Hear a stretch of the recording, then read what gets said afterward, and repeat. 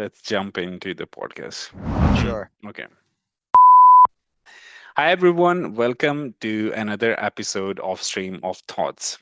Today, we have a very special guest, Matt Bowen.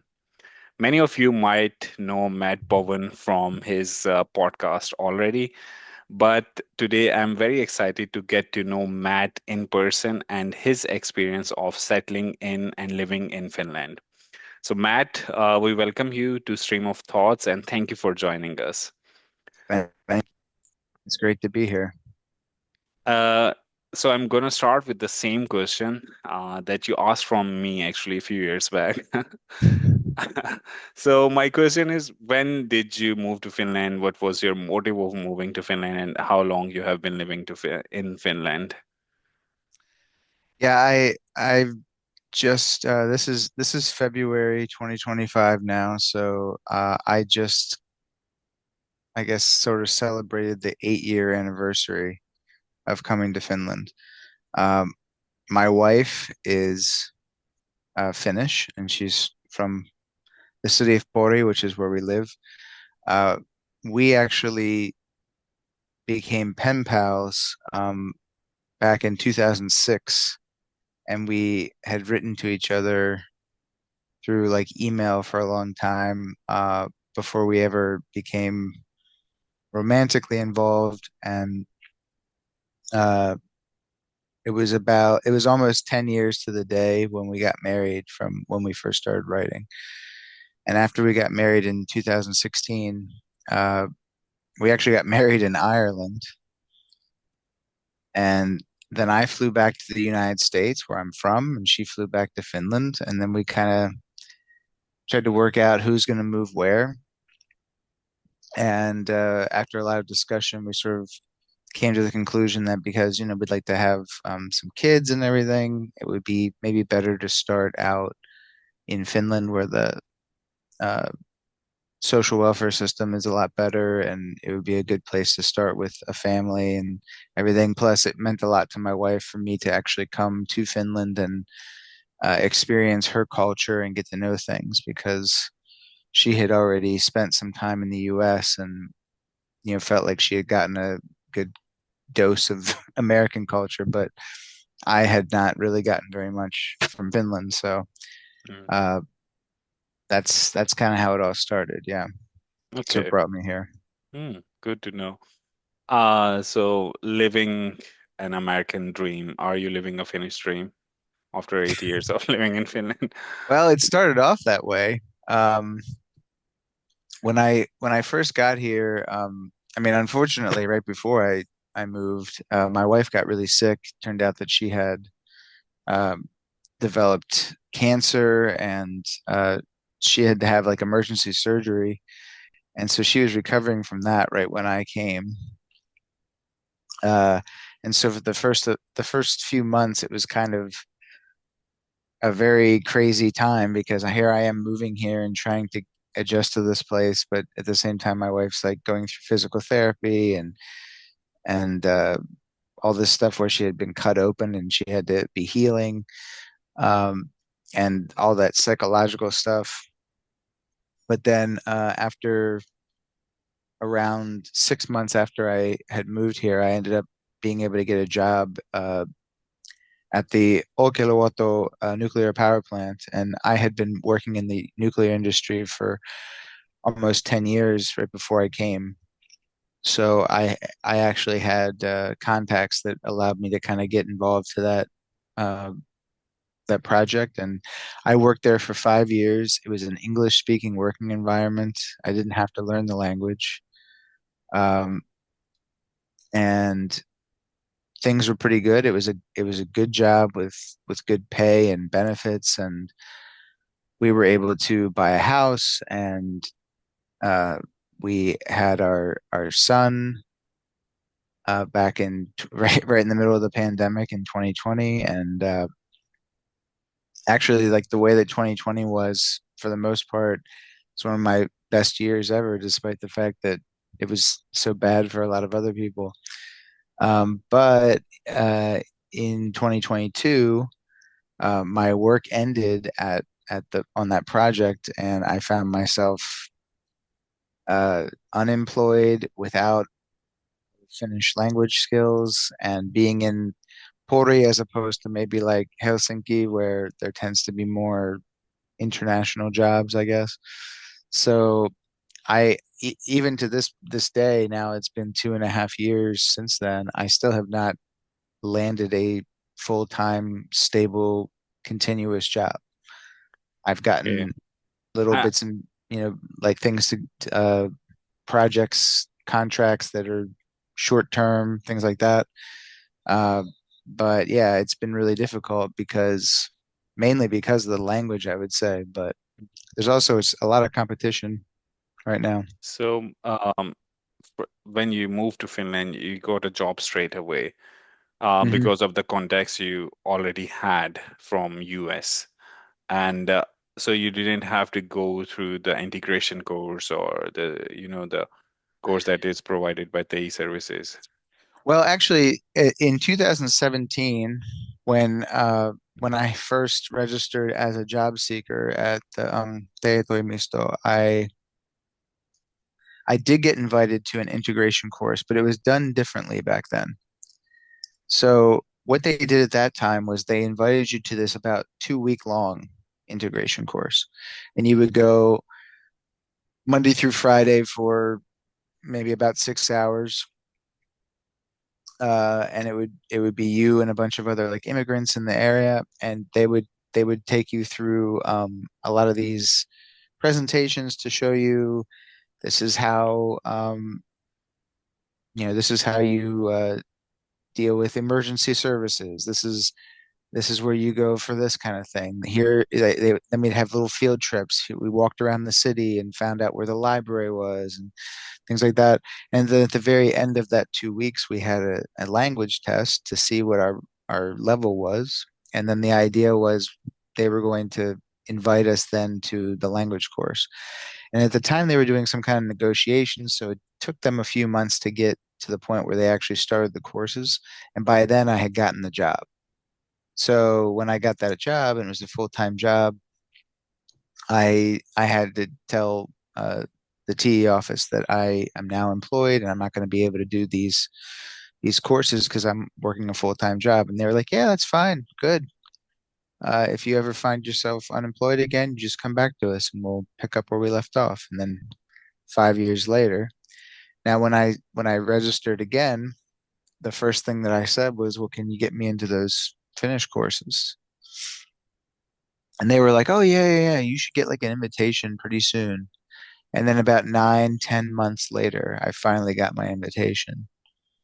So Mhm. I had to wait a really long time just to get into the first course. And then at the time when I first moved in 2017, it was like a 10-month long, uh, extensive, intense learning course that was supposed to take you all the way to the B2 working level.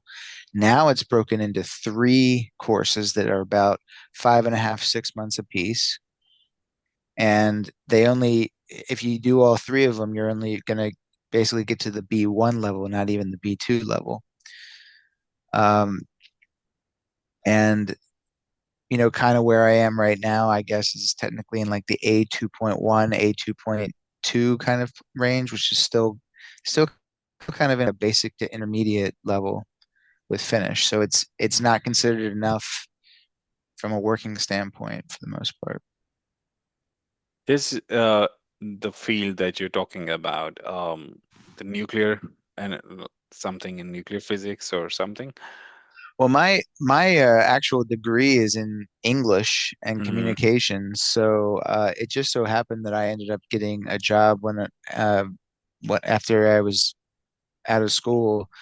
I got an internship that was in the nuclear industry, and I ended up turning that into something by just finding ways that I could apply my skills in the field. But I don't have the background in like engineering or anything, Hmm. so I probably am not able to just go to any nuclear project and jump right into it. But I do have a lot of experience with the documentation and stuff like that. And every once in a while, there are these documentation type jobs that come up somewhere in Finland, and I apply to those quite often. But there's a lot of competition for everything. I feel like as a job seeker in Finland, uh, without the Finnish language, even if you're very proficient in something like English or even perhaps another language, you often will still have a very big struggle because every time a job becomes available that I'm really qualified for, I'm competing with pretty much every other immigrant in Finland, probably, who's able to be qualified for it. And I'm also competing with Finnish people who also learn English, and that's not going to be a problem for them. So the there have been plenty of jobs I've applied to where I'm one of like 1,000 people who Mhm. applies. And when you find out that that's how many people are applying to the same job, it's no wonder that you don't end up making it to the next level. I mean, out of hundreds of jobs I've applied to, I've only really moved forward a handful of times. Do you think Most of that the time, you don't even get uh, a rejection letter of any kind, you know? do you think in past few years the number of applicants have increased for same job positions that maybe a few years back there wasn't much applicants or there wasn't much competition? Well, I think one of the things that's happened in the last few years is that the unemployment rate has increased. So a lot more people are unemployed, including Finnish people. And uh, we also had the war with Russia and Ukraine that created a huge influx of refugees. In the region, the municipality that I'm living in, it doubled our immigrant population. Uh, so after that, we had just so many people coming in, and they're all, everybody needs to find some kind of job. So we have, I think right now the unemployment rate in Finland is like around 8%. Right. And Yes. it's like not the highest in the EU, but it's like third or fourth, I think. So it's definitely one of the parts of Europe that has the worst unemployment situation right now. Mm. So, do you think that Finnish language is a major key factor for immigrants to not find a job in Finland? And I do. do you think that Finland as a country can survive with English as one of the official languages in workplace? I mean, this is an interesting debate because what I will say is that I do think that the language is um, a major obstacle for the immigrant population. But what's even worse is that you can talk to a lot of people who actually do learn the language pretty well and find that they still have almost as many struggles. It doesn't really guarantee anything. Um, what seems to be happening, and I can't really, I'll try to speak on my own experience and maybe just a few people that I've, heard from secondhand, but uh, there have been a lot of instances where uh, I guess what seems to be the case is that no matter what, at the end of the day, the best way to get a job is to know somebody. So really the skill that you probably need just as much as the language is your networking and being able to find people who are willing to really go to bat for you and give you a recommendation of some sort so that you can end up kind of bypassing certain things because a lot of these jobs that open up, uh, best way to get hired is to have like a friend who works there or have a friend who knows somebody who works at this place very, very well that can speak to your character and your skills. And the only way to be able to have that really is to also have gone and done something. So one of the things that uh, we've sort of found, because like I've been working with the Association International Professionals Finland since its founding 3.5 years ago, and uh, we always tell people that while you're in that in between phase trying to find a job, you should allow yourself to do like volunteer work because even though you aren't getting paid for those types of things, it is giving you experience, and it's valid experience in Finland, which is very valuable from the standpoint of um, the employers. In some cases, depending on the field and kind of the place you might be dealing with, they might value 6 months of volunteer work on Finnish soil that a Finnish person can actually say, yes, so and so did this and they're very good.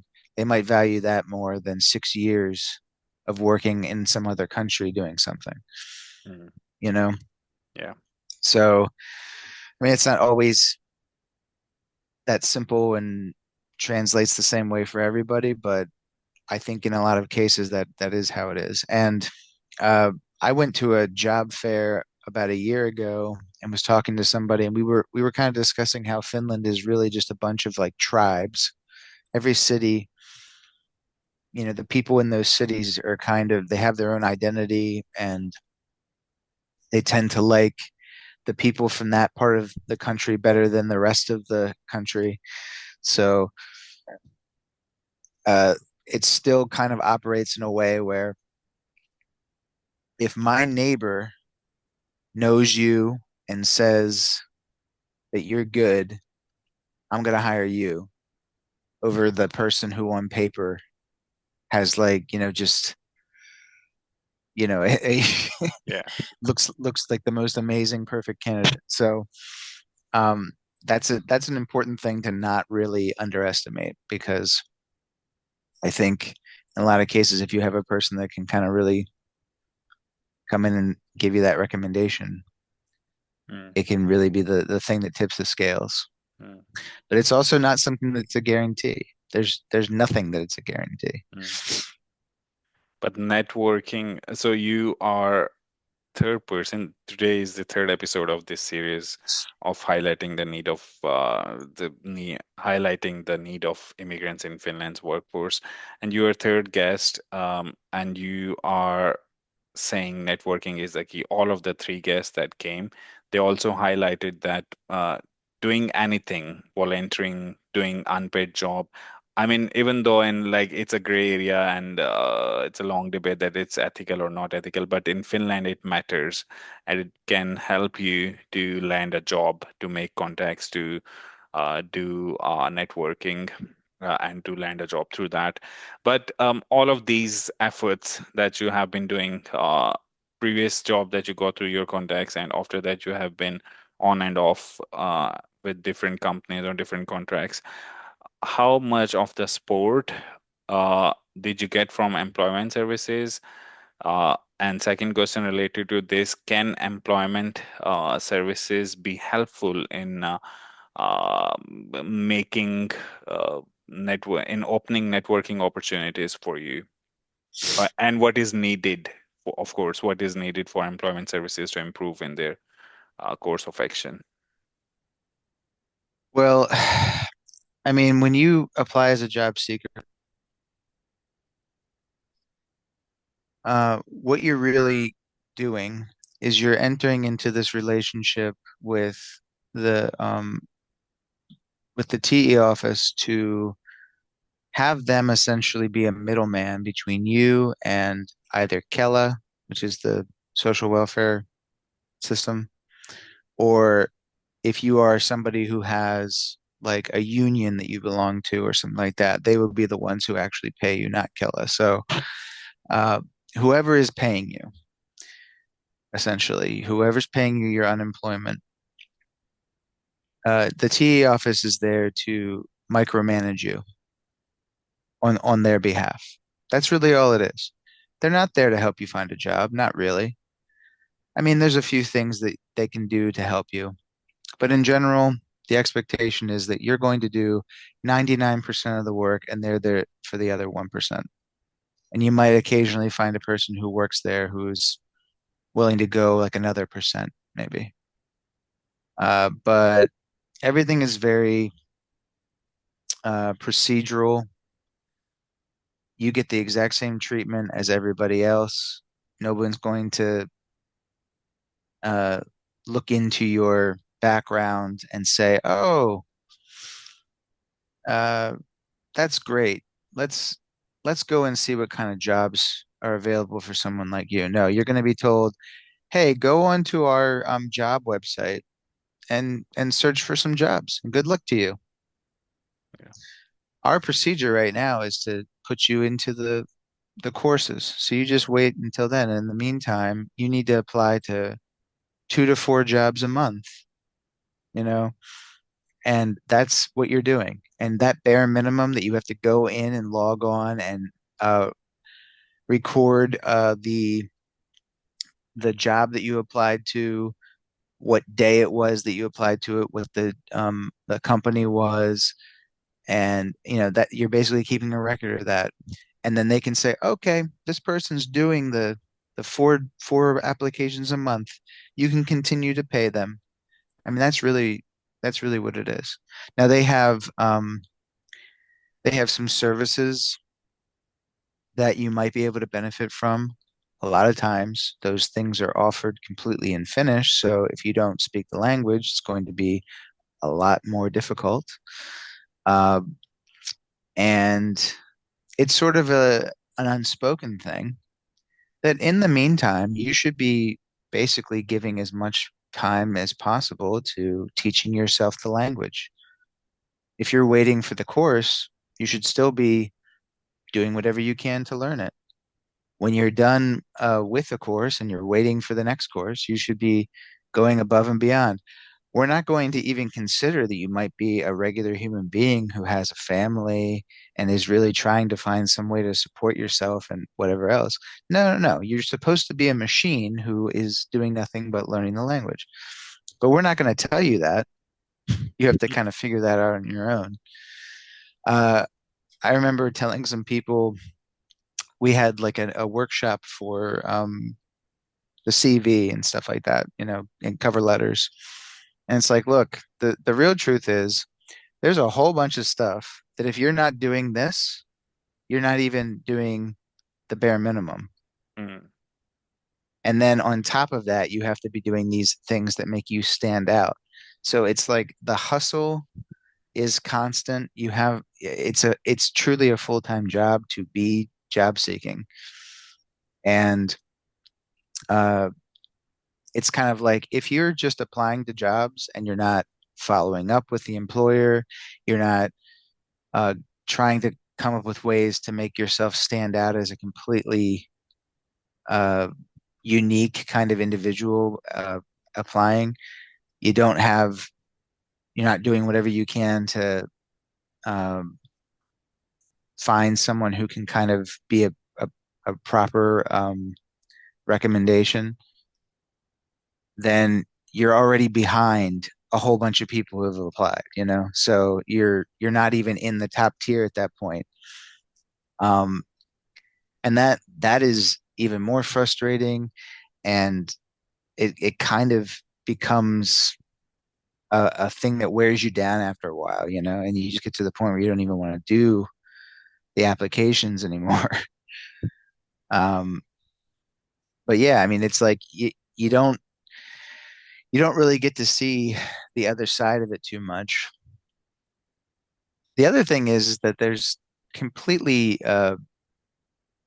varying types of advice that you get from people. Some people will tell you that you got to do this, and then you'll hear somebody else tell you that you have to do something else, and they kind of contradict each other. And you're like, well, wait a second, which one is it?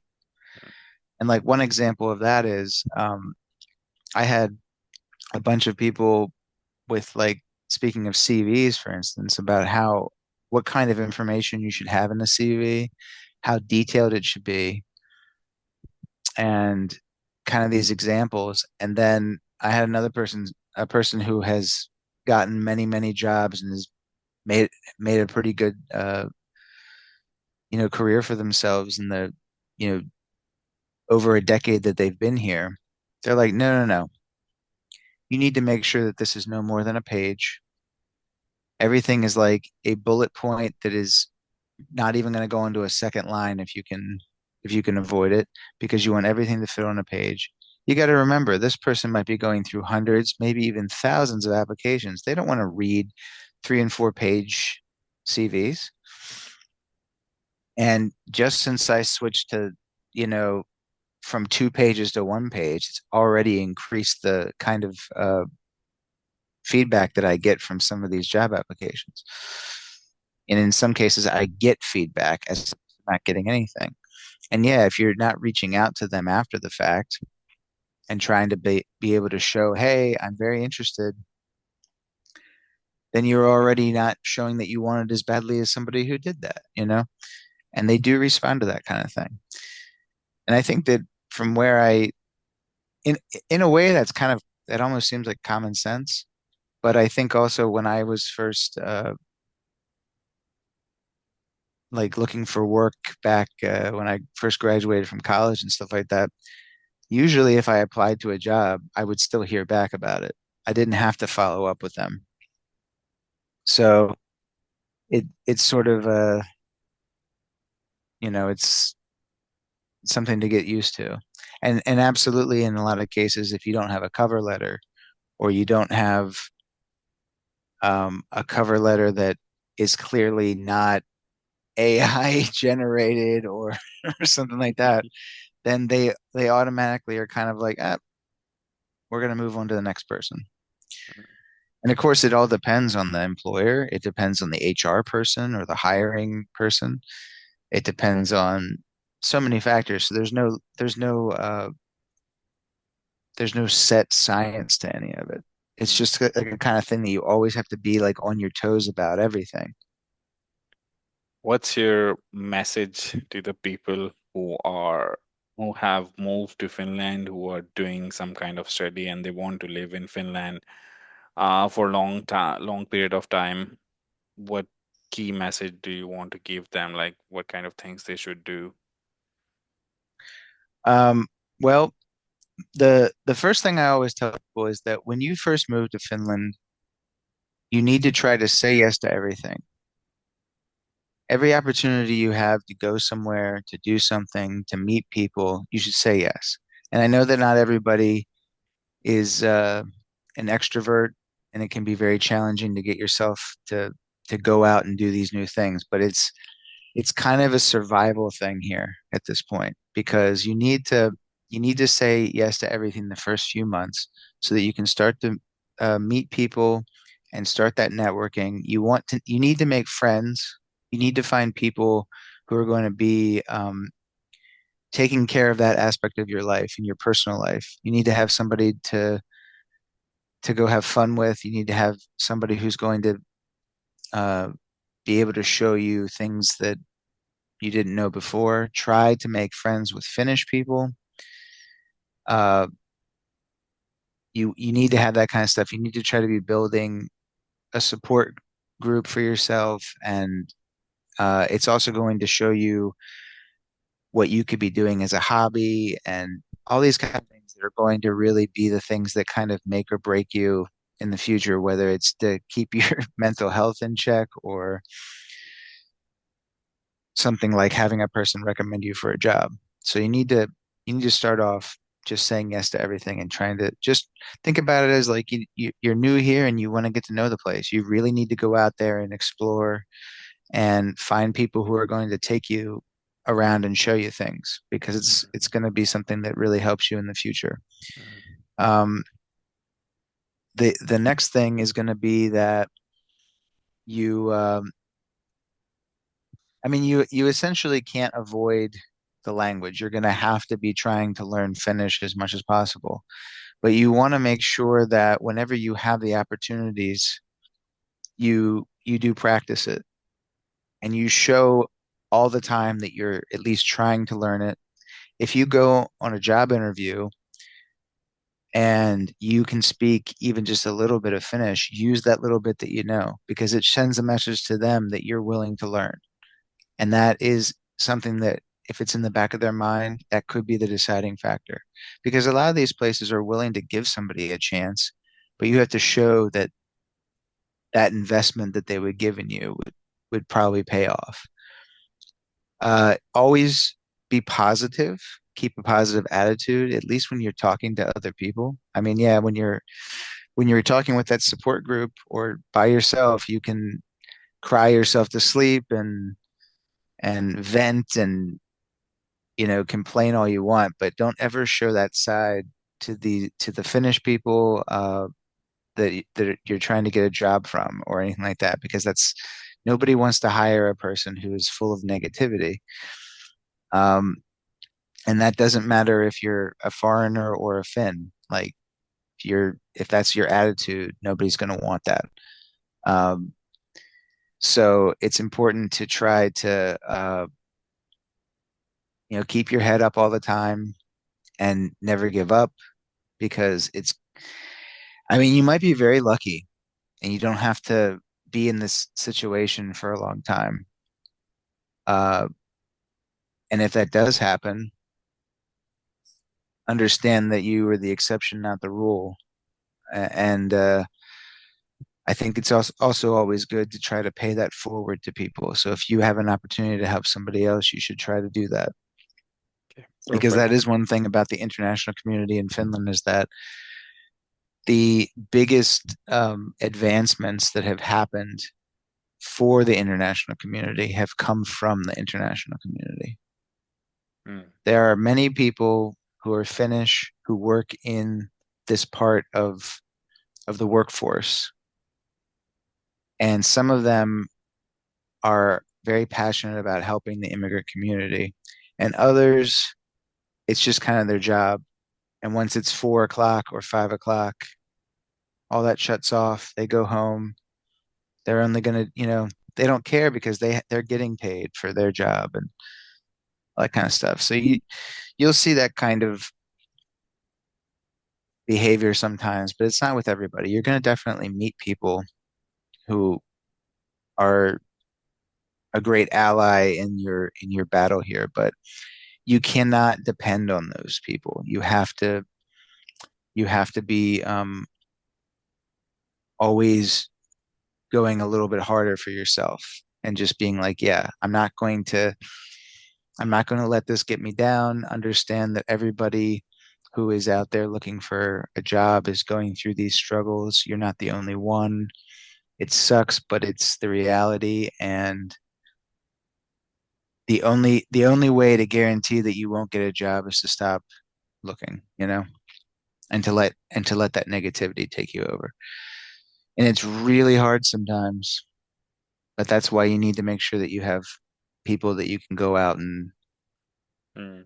complain about it with, or somebody who can lift your spirits on a regular basis. Maybe you have a group of people that you play soccer with, or you do these game nights or something like that. And there's no matter where you are in the country, there's going to be something that you can get involved in. You might be more limited to whether it's a thing you can do in person or something that you have to do online, but there's always going to be something. So you should be looking into your local, well, see if your city has like a multicultural center or if they have an international house. That's a good start. If they have, you can always reach out to International Professionals Finland. We serve the whole country, and our big focus is on helping internationals who have a degree from abroad coming into Finland who want to apply those skills in the Finnish workforce. But we also are constantly doing programs and partnerships to try to help people with other forms of integration and everything because you come in here, you have a family, you're looking for friends, you're looking for networking, you're looking for all these kinds of things. We try to address all aspects of the process. So you can reach out to try to see how we can help you in any way that we can. And there's also the um, the Church of Latter-day Saints, the Mormon group. They have missionaries all over Finland, and I'm not trying to necessarily advocate on the religious behalf here, but they come here and they're usually here for a year and a half.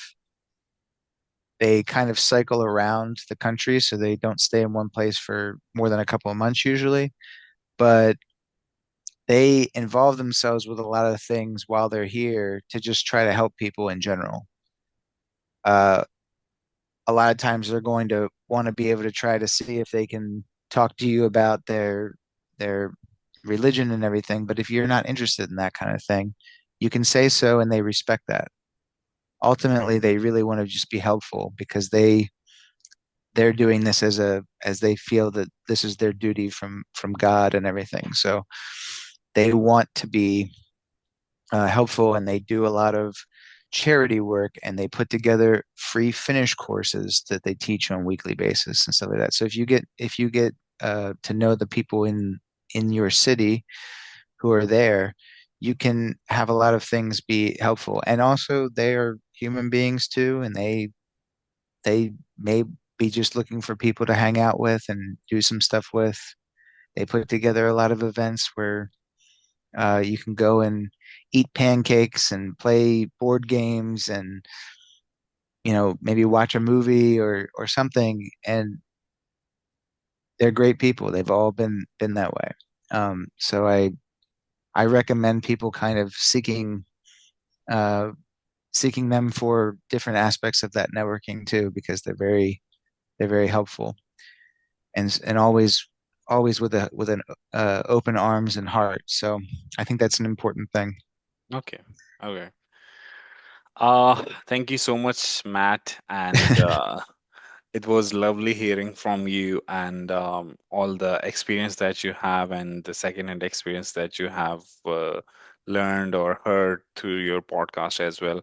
I will give the link of your International Professional Association. It seems very interesting to me. I'll check this out myself as well in Yeah, the description. And but we were lucky to have you. Thank you so much. And thank you, everyone who listened to this. If you enjoyed this and if you think this was some sort of helpful for you, please support by liking and subscribing. Thank you. Bye bye. thank you, everyone.